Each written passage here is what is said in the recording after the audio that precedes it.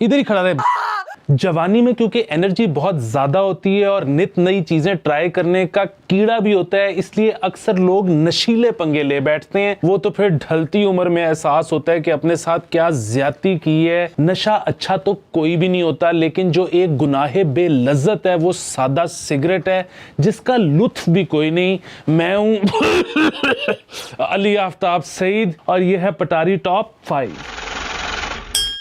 अगर आप नए नए जवान हो रहे हैं और आपका ख्याल है कि बैड बॉयज का सीन है और यूं हम कश लगाएंगे उधर बच्ची डाउन हो जाएगी, तो मैं आपको बताता चलूं कि ये कश्ती तो हमारी जवानी से भी पहले सेल कर गई थी। अब तो वोक और नर्ड्स का सीन है, इसलिए बराए मेहरबानी इस पंगे में पड़े ही ना। पाकिस्तान में दो तरह के सिगरेट मिलते हैं, एक लोकल और एक इंपोर्टेड। इंपोर्टेड जाहिर है ज्यादातर स्मगल होके आता है, जिसपे हुकूमत को टैक्स नहीं मिलता, क्योंकि एक तो हम ड्यूटी देना पसंद नहीं करते, दूसरा शायद अफोर्ड भी नहीं करते। फिर भी लोग दो वजूहात की बिना पर इंपोर्टेड सिगरेट को प्रेफर करते हैं लोकल पे।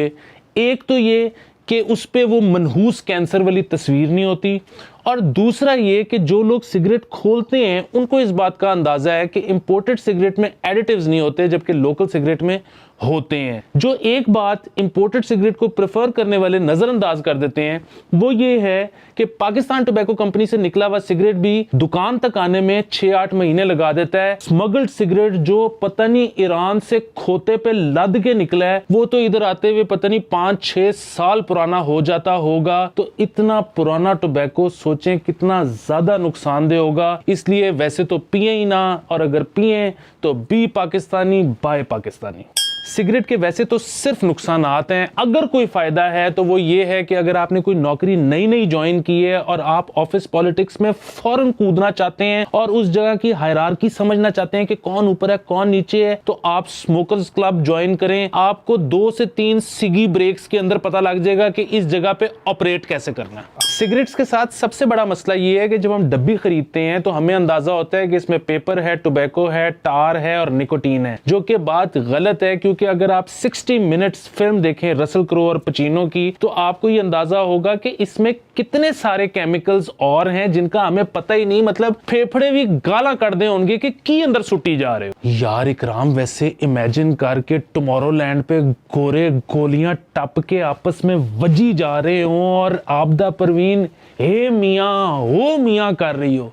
वैसे तो टोबैको होते ही मनहूस है, लेकिन अगर इसमें कोई थोड़ी सी कम हार्मफुल चीज है तो वो शायद क्यूबन सिगार है, क्योंकि मैंने सुना है कि क्यूबन बच्चियां उसको अपने थाइज पे रोल करती हैं। वैसे तो खैर हमारा हुक्का भी बुरा नहीं, अगर कोई भरने वाली हो।